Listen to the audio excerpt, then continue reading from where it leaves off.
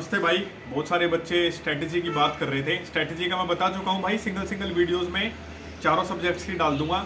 लेकिन आज मैं बात करने वाला हूँ किसी भी एग्जाम को कैसे क्रैक करें। स्ट्रेटजी अलग होती है और जो मैं अभी बता रहा हूँ वो चीज़ अलग होती है। दोनों में फ़र्क है भाई, समझ लेना अच्छे से। देखो, हर साल बच्चा तैयारी करता है। कई सारे बच्चे 6 महीने 8 महीने में तैयारी करके निकल जाते हैं। बहुत सारे बच्चों का नहीं होता, वो साल पे साल लगाते फिरते हैं। ठीक है, जबकि हर कोई सेम ही पढ़ रहा होता है। ऐसी बात नहीं है कि अब कोई पॉलिटी में कोई डीपीएसपी का टॉपिक है तो वो डीपीएसपी एक बच्चे के लिए अलग हो जाएगा, दूसरे बच्चे के लिए अलग हो जाएगा। ऐसा तो नहीं होता। पढ़ते तो सेम ही हैं दोनों बच्चे, लेकिन पढ़ने का तरीका होता है भाई। ठीक है, आज मैं आपको बता रहा हूँ कुछ वो चीज़ें जिससे आपका कोई भी एग्ज़ाम हो, चाहे आप रेलवे का एग्ज़ाम ले लें, आप एसएससी का एग्ज़ाम ले लें, या फिर आप बैंक का एग्ज़ाम ले लें। ठीक है, आप किसी भी एग्जाम को बड़े आसानी से 6-8 महीने की तैयारी में लग के निकाल सकते हैं भाई। बहुत बड़ी बात नहीं है। ठीक है, मैं पहले उन सब चीज़ों की बात करूंगा जो सारी चीज़ें आपको रोकती हैं वो काम करने से, उस एग्ज़ाम को क्रैक करने से, और फिर वो सारी चीज़ें बताऊंगा जिससे आपका बहुत जल्दी एग्ज़ाम निकल जाएगा। दोनों ही बातें ध्यान रख लेना। स्टार्ट करते हैं। सबसे बड़ी दिक्कत है कि बच्चे की कि बच्चे का सिलेक्शन क्यों नहीं होता जल्दी में, क्योंकि बच्चे को सब पढ़ना है। बच्चे को हर चीज लपेटनी है। बच्चे को लगता है कि मैं तो सारे 50 मास्टर है तो 50 मास्टर का पढ़ूंगा, क्या पता कुछ छूट ना जाए मेरा।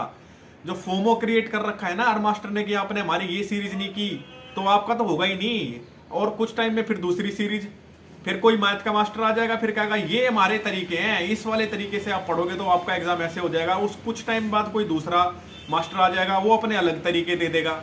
ठीक है, हर किसी के अपने मेथड्स हैं पढ़ाने के, हर किसी के अपने तरीके होते हैं भाई हर चीज को करने के। आपके भी होते होंगे, हो सकता है आप रीजनिंग अलग तरीके से सोल्व करें, मैं अलग तरीके से सोल्व करता हूँ। लेकिन मैटर क्या करता है? मैटर करता है कि आपकी स्पीड कितनी है, मैटर करता है आपकी एक्यूरेसी कितनी है। ठीक है, आज के टाइम में जिस हिसाब का कंपटीशन हो गया है ना, आप कुछ भी चीजें छोड़ नहीं सकते, वो मैं मानता हूं। लेकिन आप ये भी नहीं कर सकते ना कि आप सारी चीजें हर मास्टर से पढ़ें। आपने प्रॉफिट लॉस का कोई चैप्टर पढ़ लिया है, अब प्रॉफिट लॉस का चैप्टर पढ़ लिया, लेट से कहीं से भी पढ़ लिया, आपने यूट्यूब से पढ़ लिया, किसी मास्टर से पढ़ा हो, क्वेश्चंस लगाओ मल्टीपल टाइम्स, जितने लगा सकते हो, जितने भी कॉन्सेप्ट्स हैं उसके उस चैप्टर के निकाल के अपना एक 1 पेज नोट बना लो उसका, कि ये मान लिया प्रॉफिट लॉस में 20 टाइप के क्वेश्चन है, सबका एक एक क्वेश्चन का देख के तरीका उस हिसाब से उसको लिख लिया। और ये हर सब्जेक्ट में आपको करना है। और मैथ की मैं अगर बात करूं तो मैथ में तो आपको स्पेशली जैसे जैसे मैं बता रहा हूँ ना 1 पेजर नोट बनाने हैं, आपको ऐसे ही बनाने हैं। सेम आपको रीजनिंग का देखना है ऐसे ही, क्योंकि यही ऐसी चीजें हैं जहां पे कॉन्सेप्ट्स है। मैं बात करता हूं, देखो जैसे इंग्लिश है, इंग्लिश भाई आप जिस मर्जी टीचर से पढ़ लेना, अगर आपकी रीडिंग अच्छी नहीं है ना तो आप इंग्लिश कर ही नहीं सकते। आप देखते होंगे हर दूसरे दिन चौथे दिन कोई मास्टर फलाना कोर्स ले आएगा, धगड़ा कोर्स ले आएगा। रीडिंग आपकी अच्छी नहीं है, इंग्लिश में आप स्ट्रगल करोगे मेंस के पेपर में। खासकर प्री में तो वही है ना, idiom phrases, one word substitution, synonym antonym mains में भी आते हैं, लेकिन प्री में वेटेज ज्यादा होती है। और जब बच्चे को वो चीजें याद कर लेता है, बच्चे को लगता है हमें इंग्लिश आ गई। इंग्लिश का मतलब कॉम्प्रिहेंशन होता है भाई, सिर्फ ये रटने वाली चीजें नहीं रहती हैं। अब रोट लर्निंग का जमाना जा चुका है। आप बैंक के पेपर में देख लो, बैंक के पेपर में क्या होता है? बैंक के पेपर में भाई इतने बड़े बड़े पैसेज आते हैं, एसएससी वाले बच्चे चक्कर आ जाते हैं देख के कि ये क्या पूछ लिया है, चाहे वो प्री का पेपर भी क्यों ना हो। ठीक है, हर पेपर की अपनी अलग डिमांड होती है। आपको यही तो नहीं पता ना, आपको सब एक ही लगती है सारी चीजें। देखो, मैं पहले ही बता चुका हूं, कॉन्सेप्ट सेम हो सकते हैं, मैं मानता हूं इस बात को। प्रॉफिट लॉस जैसे बैंक में अलग तरीके से पूछा, एसएससी में अलग तरीके से पूछेगा, रेलवे में और अलग तरीके से पूछेगा, और एग्जाम जैसे जैसे घटते चले जाएंगे वैसे वैसे पूछता चले जाएगा, कम लेवल होता चले जाएगा। लेकिन कॉन्सेप्ट तो सेम ही होता है नहीं। लेकिन आपको तो हर 6 महीने में कोई दूसरा कोर्स करना है, हर 5 महीने में कोई नया बैच लगाना है। ठीक है, आज फलाना मास्टर ने डेमो वीडियो डाल दी, उनकी डेमो वीडियो से इन्फ्लुएंस हो गया, आपने नया कोई कोर्स खरीद लिया। भाई ये बिल्कुल नहीं करना है। 6 महीने 8 महीने मेरे को लगता है सफिशियंट है, अगर आपका कंटेंट अच्छा है, कंटेंट बढ़िया है ना, और लिमिटेड सोर्स आपके पास होने चाहिए। ऐसा नहीं है, मैंने बहुत किया है भाई, ये मैंने स्टेनो 2 बार जब निकाला था ना, मेरे को इंग्लिश का बहुत सवार था। मेरे को ये था कि भाई मेरे को तो बस इंग्लिश में पूरे में से पूरे नंबर ला लें। हालांकि पूरे 100 नंबर, जब 100 नंबर का तो इंग्लिश का ही सेक्शन होता है, 90 के आसपास तक नंबर आ गए थे, उससे ऊपर ना नहीं गए भाई, क्योंकि इंग्लिश सब्जेक्ट ही ऐसा है, कुछ ना कुछ छूटे बिना रहेगा ही नहीं। कोई फिक्स्ड प्रीपोजिशन आ गई, ठीक है, कोई फ्रेजल वर्ब्स आ गई, आप उसको कैसे टैकल करेंगे? दुनिया भर की फ्रेजल वर्ब्स, अब ऐसा तो नहीं है ना आप सारी बैठ के सारी फ्रेजल वर्ब्स को ही निपटाए जा रहे हैं। सीधी सी बात है। देखो मैं बता रहा हूं क्या नहीं करना है। फालतू के कोर्सों में नहीं पढ़ना है। अगर आप किसी का कोर्स कर भी रहे हैं, लिमिटेड सोर्स रखें। ऐसा नहीं है कि मल्टीपल सोर्सेज पे भाग रहे हैं कि मुझे तो मैं ये सीरीज नहीं करूंगा तो मेरा सिलेक्शन नहीं होगा। कुछ नहीं होता है, सारी सीरीज सेम होती है।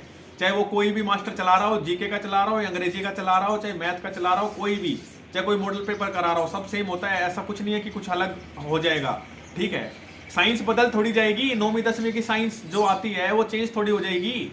ऐसा थोड़ी है कि अब 6 महीने बाद कोई दूसरी सीरीज आएगी तो वो चेंज हो जाएगा, ठीक है। और करना क्या है वो सुन लो। अब आपको सिलेबस अपना कंप्लीट आपका होना चाहिए भाई। सिलेबस जब तक कंप्लीट नहीं होगा ना, जब तक आप आगे नहीं बढ़ सकते। ये मेरी ध्यान रख लेना। एक 3 स्टेज का मैं अपना समझता हूँ कि जो 3 स्टेज होनी चाहिए। पहली स्टेज में आप अपना सिलेबस कंप्लीट करो, दूसरी स्टेज में मल्टीपल टाइम्स रिवाइज करो, तीसरी स्टेज में फिर मॉक टेस्ट और प्रैक्टिस भर भर के करो। ये 3 चीज आप कर लो। लेकिन इसमें भी आपके, मैं फिर बता रहा हूँ, सोर्सेज लिमिटेड ही होंगे। ऐसा नहीं है कि एक बार आपने सिलेबस कंप्लीट कर लिया फिर आप रिवाइज कुछ और कर रहे हैं। रिवीजन भी उसी का होना चाहिए जिस चीज के आपने नोट्स बनाए हैं, जिस चीज का आपके पास कंटेंट है। ऐसा नहीं है पढ़ कहीं से लिया, रिवीजन किसी और चीज का चल रहा है, ये आपको नहीं करना है बिल्कुल भी, ठीक है। और फिर प्रैक्टिस करें दबा के।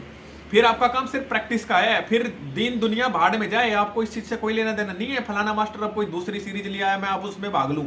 आपका सिलेबस कंप्लीट है, 6-8 महीने में लगा के इतना टाइम लगता है, कंप्लीट करें, ठीक है। अच्छे सोर्सेज फॉलो करें, बुक्स को अहमियत दें। आजकल मैं देखता हूँ पीडीएफ के पीछे बावले हो रहे जनता। ये पीडीएफ कलेक्ट कर लूँ, वो पीडीएफ कलेक्ट कर लूँ। आपको ये नहीं करना है। पीडीएफ धरी की धरी रह जाती है। मेरे को इंग्लिश का बहुत ज्यादा क्रेज है, अभी भी है। मेरे पास सबसे ज्यादा अंग्रेजी की किताबें हैं भाई, वो कैब की, ये वो फलाना सब चीज की, ग्रामर सब की, ठीक है। कोई भी मार्केट में कोई ईडियम फ्रेजेज की नई बुक आती है, मैं उठा लाता हूँ। मेरे को लगता है कोई ईडियम नहीं छूटना चाहिए मेरा भाई। आपको वो नहीं करना है, ठीक है। कोई ईडियम फ्रेजेज कहीं से नया आ भी गया तो आप उसके लिए कर क्या लोगे? उसके लिए कोई आप 50 किताबें थोड़ी बदल लोगे, ठीक है। पैटर्न पकड़ो, पीवाईक्यू का पैटर्न देखो, प्रीवियस ईयर क्वेश्चन लगाओ। बुक्स अवेलेबल है मार्केट में। आजकल यही तो हो गया है, बच्चे को सारी चीजें ना स्क्रीन पे चाहिए हैं। बच्चा मेहनत करना ही नहीं चाहता, बच्चा बुक से पढ़ना ही नहीं चाहता, आदत ही ऐसी डाल दी है, ठीक।